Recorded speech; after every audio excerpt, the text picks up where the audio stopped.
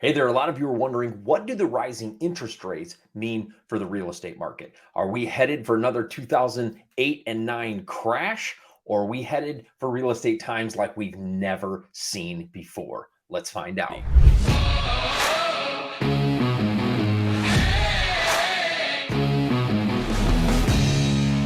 Hey there, my name is Mike Fritz. I'm the founder of Power Up Real Estate and Titanium Capital Investments. My greatest passion on this channel is really to help investors and entrepreneurs just like you create passive income, create wealth, and change their family for generations to come, and ultimately really make an impact in the people's lives that are really important to you. So make sure you subscribe to the channel, join our family of entrepreneurs and investors that are making a difference. And also, just to let you know, this video is brought to you by our multifamily masterclass. We have a 60-minute masterclass that allows people to see how to bust into the multifamily space, and we have that for free. If you click that link in the description, you'll go straight over to a page and you'll be able to watch the masterclass where I walk through how to buy multifamily real estate with none of your own money. So how should we be thinking about these rising interest rates? For the last few years, we've enjoyed some of the lowest interest rates in the history of the game, at least in my entire lifetime. I don't ever remember real estate interest rates being this low. I mean, we bought our personal home. My wife and I live in Phoenix, Arizona. We bought our home at 2.8% interest. I mean, my goodness, that is almost free money compared to what my parents and my grandparents have borrowed money at in the past. And so this is just an amazing time, has been an amazing time to buy real estate. But as we start to see interest rates climb, what does that mean for the real estate market? Well, the first thing you have to understand is this is the interest rate game. Interest rates rarely stay the same. They are always in flux, responding to the economy. As you know, over the last few years, when I'm filming this, we've gone through an amazing experience. And when I say amazing, for some it's been amazing in a good way. For some it's been amazing in not so good a way. But the truth is, we've spent 2 years walking through the COVID-19 pandemic that has really impacted the way real estate's done. A lot of the rules have changed in the game of real estate because of walking through this. Interest rates stayed low, inventory shrunk, and so we had way more buyers than we had homes to sell them, and same in the investment space. And so the game has shifted. But because of the massive pandemic and the government having to put out so much money to people in order to keep people afloat, it's really impacted the value of the dollar. Anytime the government prints money, inflation follows. If you remember in 2008, 2009, when the government bailed the banks out at 800 to the tune of about 800 million bucks, the dollar value went down. For the first time we were pretty equal to Canada, and usually the US dollar's ahead of Canada a little bit, and we were almost even there for a while, because when we print money, value of the dollar goes down. Well, in 2008, 2009, we printed just short of $1 trillion at 800 billion. We've surpassed that. We printed way more than that now. So we're seeing a massive level of inflation due to a couple reasons, but we're seeing a massive level of inflation because of the printing of the money. Well, one of the ways to catch up on that inflation and catch up on the money that the government has printed is to raise interest rates. Now, you can't raise interest rates too fast and too hard because you'll snap the system. The system needs to be, it's like a dance. The government has to bring interest rates up to kind of even out that economy and even out and get more money back into the government's hands so it can run the country. Now, understand, the government doesn't make any money. You have to remember that. The government doesn't make money. It takes money, right? So it depends on your earnings to earn. So when it prints money, it's not actually real. It's fake, right? It's not real money. So when they print just pieces of paper, something has to back that dollar of value, right? And so anytime the government just turns on the printing press and has a bunch of money, it seems like, wow, we've got money. That's not how it works. It's just like supply demand. The more things there are in circulation, the less value they have, right? So when you print more dollars and throw them into circulation, what do you have? A declining value on that dollar. And so, but as the government is responding to this, it's raising interest rates to to kind of level that out. And will it be able to level that out? No. That's one of the things you have to remember. Your FICO score and all the score, is given to you kind of by the government, but you have to remember our government is in quite a bit of debt, right? And so it's trying to run this amazing country, but we're in a lot of debt. And one of the ways it takes money from people is through those interest rates that they give to the bank to loan out to people. And thank God they do. I mean, man, we leverage loads of government money in order to invest in real estate. So we're truly grateful for that. But as interest rates go up, what happens to the housing market? Let's say you bought a home this year. You bought a home, you're at 2.8%, man, you're rocking, you're loving it. Interest rates start going up. But let's say you got to take advantage of that 2.8%. You're cheering, woohoo, right? Now let's say you want to buy a house now or in the next 6 months or 8 months. What's going to happen then? You're up at 5%, 6%, 7%. Is that going to tank the cost of homes? Is that going to tank the cost of homes? Is that gonna really crash the economy like it did in 2008 and 2009? I'm going to share a couple quotes with you that I want you to understand. In this housing market, are we on the cusp of a crash as we see these interest rates start to go up? And there's a couple things I want you to remember. There's a few things that can do this. And a lot of people, it's logical to think that rising interest rates decline prices in homes. Rising interest rates decline prices in homes. But there's a problem with that theory. The data doesn't support it. And it's logical. It makes sense. Like rising interest rates go up, prices go down.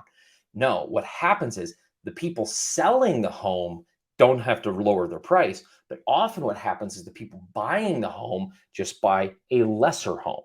So if I can, if I can afford a $500,000 home a year ago, then maybe I go down to a $400,000 home, because with interest rates, then my payment equals out, right? Because interest rates now with what they're going, with where they're headed, at least currently when this is being filmed, your payment's going to be in the 13 to 15% more per month, which is a lot, a big, big, big spike. So you have to understand what that looks like. So the housing crash, again, it's a unique thing. So I want you to understand a couple of the things that are happening here. But I want to show you a couple quotes from Robert Shiller. And if you don't know Robert Shiller runs the Shiller Report, which does a lot of work in the real estate economy space. And there's a couple quotes here I want you to see. The very first quote is, there are two things I can think of to explain what we're seeing. Either interest rates don't matter as a factor in determining house prices, and the correlation is merely coincidence, or higher rates harbor harboring conditionings that favor housing. Now, what does that mean? It means that basically when interest rates go down, it doesn't change the speed at which people buy. It just maybe changes what they buy. It doesn't change the speed. And then he also goes on to say, he says that increasing mortgage rates rarely and generally did not occur in a vacuum. What that means is, but often occur due to improving economic conditions. So often interest rates go up with economy strength. So interest rates ride economy strength. And when economy strength goes up, then usually there's more jobs, more people are making money. And so they can absorb those greater interest rates. And often wages are going up because people are purchasing more product and service, and there's more trade happening. Remember, economy grows on the trade of service and product. Anytime service and products changes hands, it grows the economy. Because if all money stays stagnant, we have all the same amount of money we have today, and nobody spends it, and it stays stagnant, it just loses its value. Economy grows on the trade of value or service, right? And so you have to understand, when there's trade of service, economy is going northeast. It doesn't happen in a vacuum.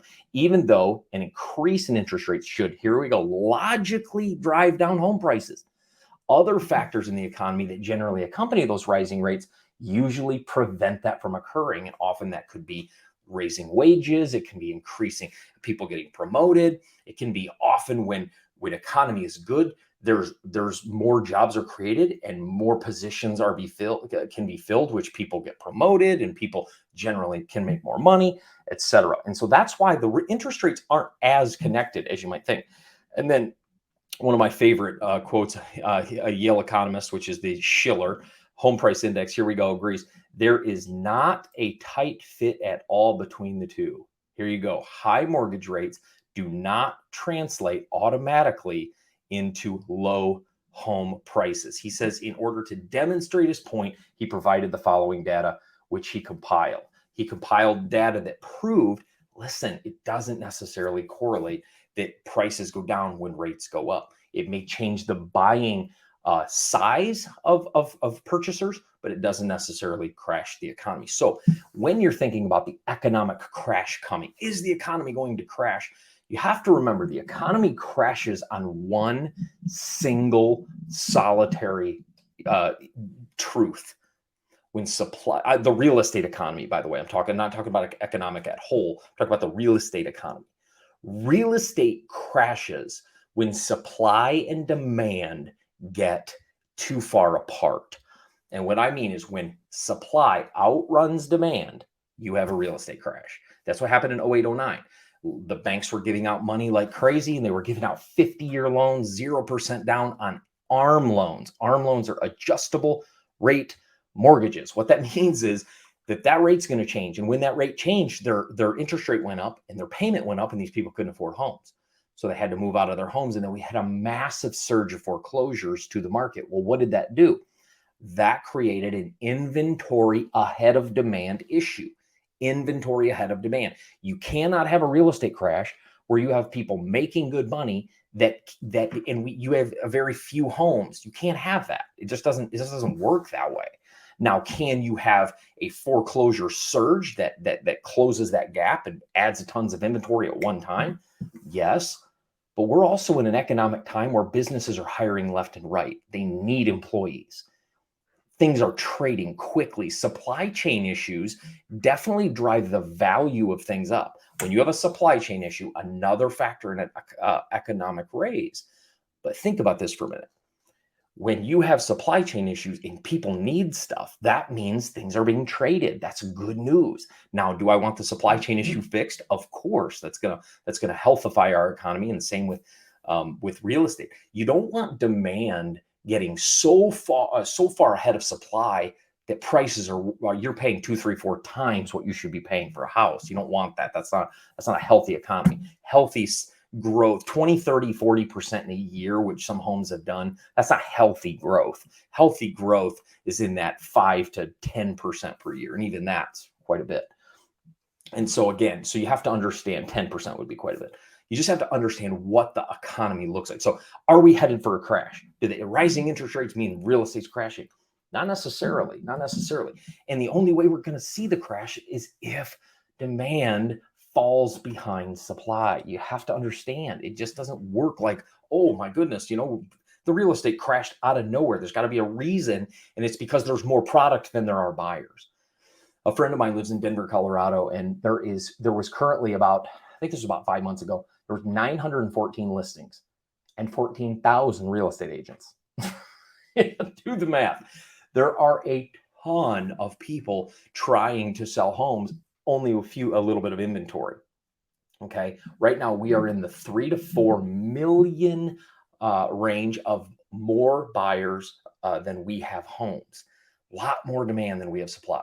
Same thing for multifamily. You all know I'm a multifamily guy. I love multifamily real estate. In the multifamily space, we have 5.5 million less units than we need. Huge demand. Therefore, why do you think multifamily real estate is skyrocketing in value? Why do you think office space is plummeting in value?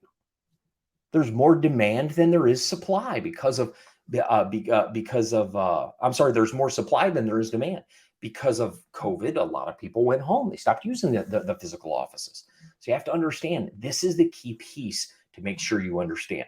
And there's one more thing I want to just touch on is that as you think about this specific piece in real estate of interest rates in relationship to the crash of real estate, I want you to separate buying from investing in real estate. Buying from investing. So when you think about buying real estate, that's taking on real estate that provides you no income. It takes income.